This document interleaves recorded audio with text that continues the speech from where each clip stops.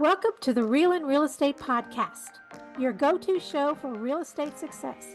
Whether you're an agent aiming to crush it or a buyer or seller wanting the inside scoop, we're here to deliver expert advice, insider tips, and the real talk you need. Each episode, we chat with top industry pros to give you the facts, strategies, and inspiration you need to thrive in this business. Let's dive in and make big moves together. Hi, welcome back to the Real and Real Estate Podcast, where we talk to the experts to get the facts and dispel the myths, and it's hard to say sometimes. Today I'm here with Gar Russell.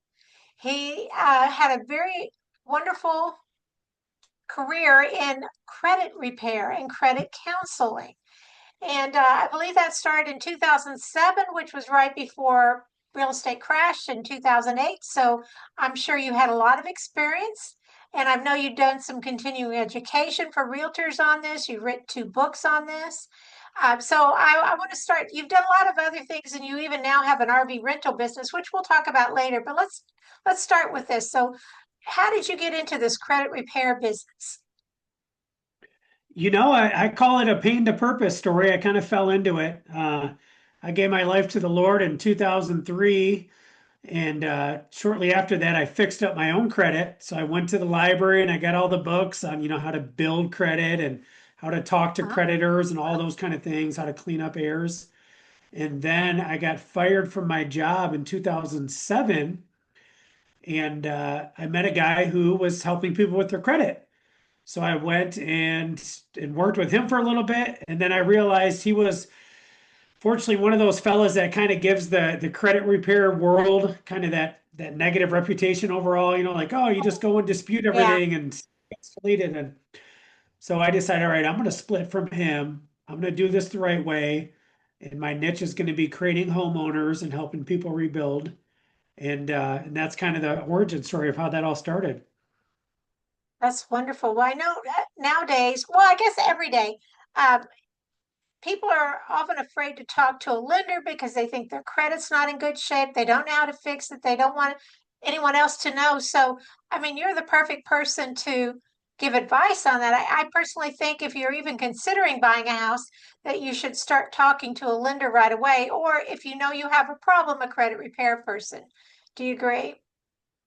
Yeah, and honestly, too, the way that technology and everything is nowadays and people having access to information, you should have a credit monitoring service set up like through a lot of credit card companies offer it for free because Mhm.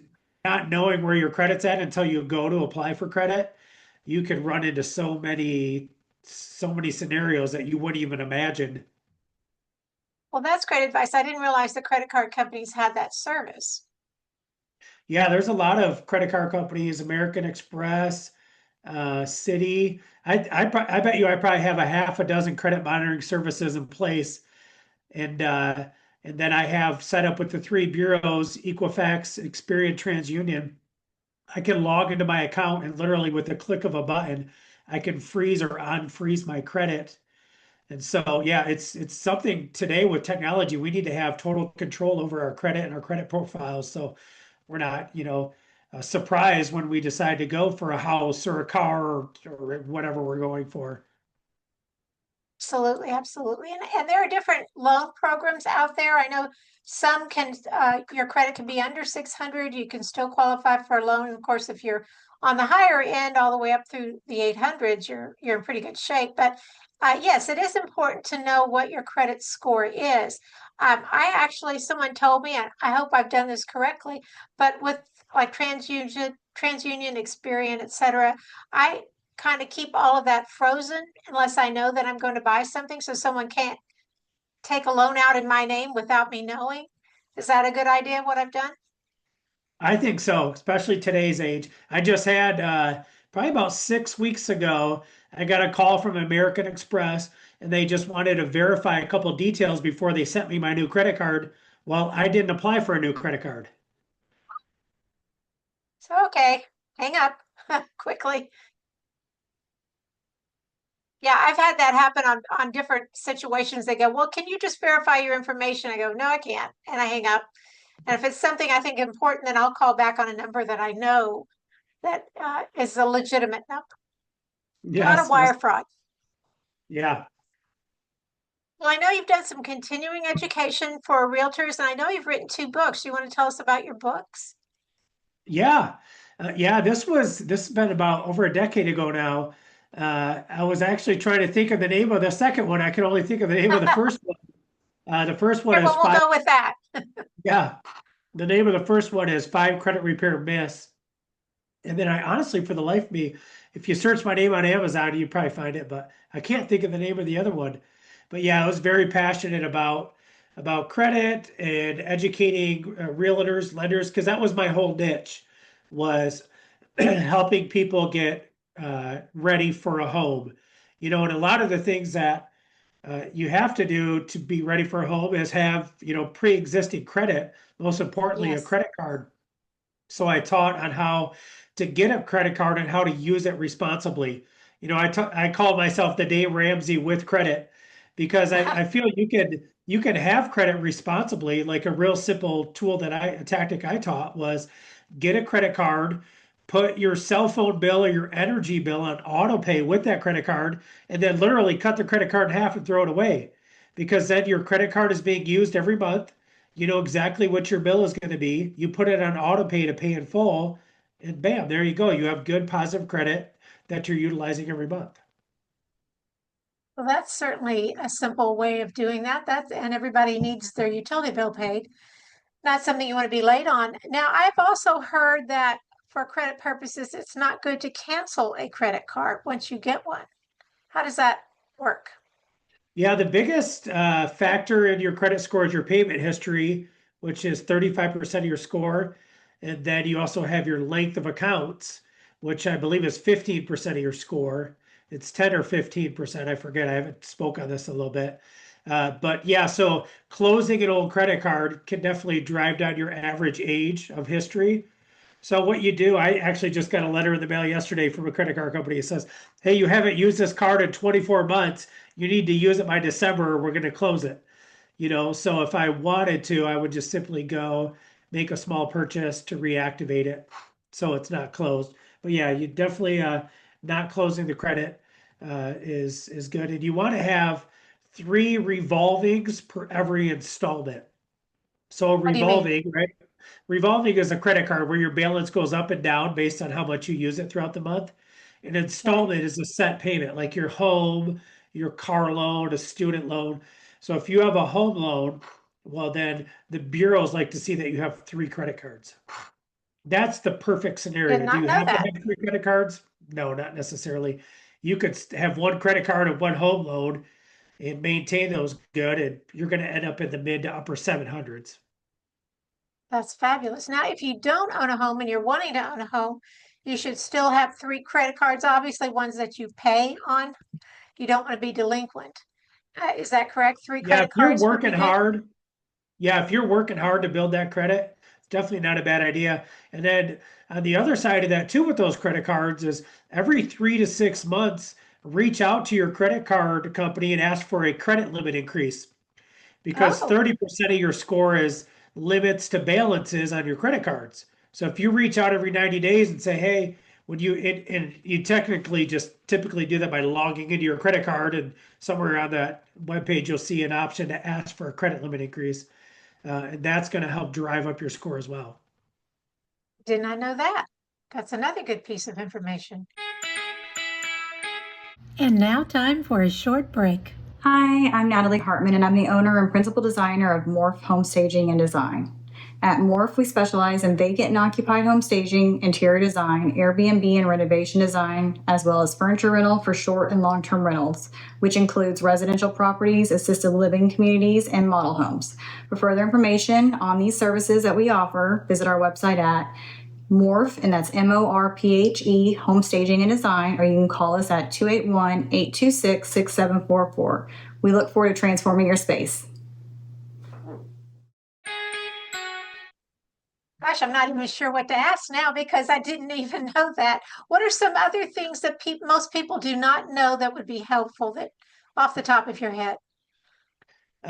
One thing I'll share that people don't know that is very helpful is something from the opposite side of credit is adding people onto your credit as authorized users or Oh, or um, or co-signing for somebody on a loan. I've seen a lot of people in trouble in those scenarios where maybe they co-signed for their child for a student loan, or they helped their child, they co-signed for a car loan, and then all Right. of a sudden they go to use their credit and they realize, oh my gosh, little Lisa didn't make her payments the last 3 months, little stinker, Oh, and that affects oh, mom and dad's wow. credit. Uh, so Yeah. very careful with that as far as co-signing or adding people as authorized users. And then another thing that I've seen throughout the years is when you get into like the junior, or the junior, Oh, senior, yes. second, third Yes. scenarios, is credit files being merged because typically the name actually is referenced higher in the bureaus as far as merging data together than the social security number. So you can end up with a merged profile with your dad or your son or daughter, mother, vice, however it is. And Right. that can be quite a nightmare to untangle all that. Oh, I bet. I had not thought of that either. Wow. Okay. So these are things that you should be checking periodically, whether you're wanting to buy a house or not. Most definitely. Like I said, the easiest way to do that is just through a credit card that offers a credit monitoring service. And a lot of them are offering that as a benefit now, where you get that free monitoring service. Yeah. Well, anything else you want to throw out there that people might not be aware of, or you found that when you're talking to people, they're not aware of? In regards to credit, no, nothing that comes off the top of my head. I mean, I would just simply say, in regards to that, people aren't aware of that. One of my big parts of my job was educating real estate lenders and Mhm. real estate agents on is if you're going to be in this business for long term, I recommend it's always important to have a hopper of those who are in the credit restoration process. These could be people who it's literally 2 years down the road, right? They might have even just got a bankruptcy discharged. So think Mhm. about that. That's public information. You can get a list of people who have bankruptcy discharged. Man, reach out to those folks and send them, and with Chat GPT and stuff like that nowadays too, you can put together a really quick PDF, 10-page PDF on how to rebuild your credit Right. after bankruptcy. Reach out to those folks and give them some hope. Share with them, hey, here's 3 credit cards that you can get a secured credit card with by putting down $200, $500. And here's a secured loan that you can get through a local credit union. Like, reach out to those people, educate them, keep them in your hopper. In 2 years down the road, you've got a home buyer now that's in your Right. in your database. And on top of that, you got to help somebody. So what are they doing while you're helping them for those 2 years? They're telling their mom, their dad, their cousin, their coworker, their neighbor about, man, this person actually took the time to help me and educate me on what I need to do so I can buy a home again down the road. Because a lot of times, the people with the credit issues, they just it's especially lenders, a credit gets pulled, it's like nope, no good, and then they're thrown to the side. Right. No, these people will buy a home again someday. Are you going to be the person to help them though?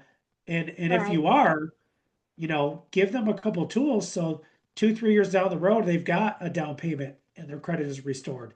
It's such a rewarding feeling to do that, and it's a hopper of business down the road for you. Absolutely. Isn't there a waiting period for bankruptcy? Is it 4 years, 7 years, or Uh, how bankruptcy does is that work? typically bankruptcy is typically 2 years Two for years. getting a mortgage. From my understanding, again, I've been out of the business for a little bit, but in a bankruptcy can stay on your credit for 7 years. If you have a foreclosure, so there's different Uh-huh. variances in there, but typically Okay. 2 years after, if your credit is in a position and you've got a down payment and a job history, typically you can go out and get a home loan at that point. That's fabulous. Fabulous. Well, something else I wanted to talk about before we run out of time, which is not really related to credit repair, but it's interesting. I love where you wrote that you went from real estate to wheel estate. So now you have, I believe, the largest franchise of RV rentals in the US. You Yes, want to tell ma'am. us how you got into that and what you do? I think it's a great story. I read your story. You want to share? Oh, thank you. Yeah. So that was a total another pain to purpose story. I bought a camper for my wife for our 10-year wedding anniversary. And at the time we lived up in Michigan. I brought it to Grand Haven, Michigan, and set it up at the campground there. And it was the middle of July. She was 7 months pregnant with number four and chasing Oh, a toddler around. And she says, "Hey, honey, I'm going home." And I thought, all right, like, did I forget something? What's happening? She's like, "No, I'm going home. I'm miserable. I'm hot. I'm sweaty. This is not wedding. fun. Like, yeah, this is no good. No, thank you." And so there I sat, at the campground with my other kids, and my wife headed home. And I thought, okay, I just bought this brand new camper, and they're not cheap. What am I going to do with this? And I already had been in real estate. I did the credit counseling. I had built a decent portfolio of rental properties. And I thought, all right, I'm going to rent out my camper. That's what I'm going to do. I'm going to put it on Craigslist for rent, just like my rental properties. And sure Okay. enough, within a couple hours, people are messaging me on Craigslist to rent my camper. That quickly. That quickly. Wow. Yeah, so there we go. I'm into my next business, pain to purpose, and it totally, God just blessed it. It was one thing after the next. Reached out to a couple of friends. I asked them if they wanted me to rent their camper. And then fast forward, here we are almost a decade in now, and we have the largest RV rental management franchise in the country. We actually have the only management franchise in the country. We have Wow. 70 locations all around the country. Wow. And I believe you call it fireside, which I love. Because if you're Yes, camping, you're ma'am. going to be Yeah. by fireside anyway. Love that Yeah. name. Fireside RV rental. Yes, ma'am. Wow. What an interesting story. I didn't realize there was such a large business for that or calling for that. Yeah, just like you have Airbnb or Yes. Turo, there's websites, there's platforms where you can go on and list your RV for rent. And we happened to basically start right about the same time that these peer-to-peer platforms started. And so it was what one of my mentors, Russell Bronson, calls a blue ocean. It was just we were in the right place at the right time. And with my previous entrepreneurial experience, we were able to quickly get systems and processes in place and scale it. And yeah, and here we are today. So you manage, if someone has an RV and they'd like to do this, rent it out, kind of like an Airbnb on wheels. Oh, there you go, real estate. Uh, so you're one that could help them do this, right? You manage other people's Yeah. properties. Yeah. So You're basically, like a there's three property sides to the manager. business. Yeah, Yeah. yeah. So people will give us possession of the RV, which if anybody's listening to this podcast and they own an RV, they know they use it maybe once, twice, or never. Like they're just, especially people during COVID bought RVs that they can't even sell because they got them zero down, this and that, and they're just kind of stuck with them. Right. So they give us possession. We place it at one of our locations. We do everything for them. We rent it out, we maintenance it, we clean it, we deliver it for the renter, we bring it back. It's completely passive for them. We collect a management fee. They get paid every time it rents. And the cool thing about it too is it's just like real estate now because they get to depreciate it under the same tax code you can depreciate, your real estate. Oh, They get to write off wow. the insurance and the storage and the repairs and the interest on the loan. So it literally turns that from a liability into an asset. It's not as cool as real estate where, real estate appreciates, RVs Right. depreciate, but still, it's something that was a burden sitting in your yard or sitting at your storage unit. And now it's a blessing that you can rent it out and earn some money off of it. Wow. So people can run around the country and they don't have to buy the RV. Yeah, and that's this day and age. People want experience without ownership, so it's perfect for the Yeah. renters. They get to enjoy that. And then all the way to the top level of this is our franchisees. So it's a very low overhead business model because you're using other people's assets. You're taking the RVs and you're grouping them together at a storage facility, and the owners are paying for the storage. So you don't have the Oh, overhead of a brick and mortar building. The owners are paying yeah. for your storage. The renters are paying for the cleaning. The renters are paying for the insurance or damage when that happens. And so it's very low overhead. And one of the things that I love the most about it is it's a community of us doing it together. So most of our franchisees in our community are Christian entrepreneurs. So it's beautiful, just like-minded people doing business together, doing life together, and just um, yeah, it's amazing.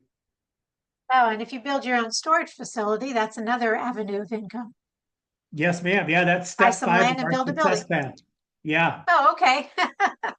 Yes, ma'am. You got it. That's the end goal is we call it the generational wealth portion. Where yeah, then so say you've got 25 units that are sitting at a storage facility and they're paying that storage facility. Now you can go get a loan for your own facility and you move your inventory right over and you're instantly covering your mortgage. Fantastic. Fantastic. It really is real estate. I love that. Yes, ma'am. Real estate. Okay, we're getting close to time, so give us the name of your book again, please. I want everyone to be able to reach that. I know you can go on Amazon and search Gar Russell, but what was the name of the one book that you wrote? Yeah, I've got several books. This is the book we were talking about here a little bit ago, my real estate story. Real Estate Uh, Story. Okay. yeah, in any of my books, you can get them for free on my website, garrussell.com. You could download them for free, or you can buy them off Amazon if you're like me and you like to mark them up and stuff. But this real estate story, this is a book. It's my entrepreneurial journey filled with faith, failures, and fun times. And then I have a couple other books also. I got one that's just about to be published here, probably this week. It's a book on Exciting. prayer. And then my last book is called His Story, and all those books are on my website. You can get them all for free. And Gar is spelled Garr for people that are listening, and then Russell. So wonderful. GarRussell.com. Yes, Any ma'am. last words you'd like to share with everyone? No, that's it. I'd say Okay. one thing I love to share on podcasts lately is just I love talking to people about hope. I love saying there's always hope. You're never too far gone. You're never too far. Your credit's never too far messed up.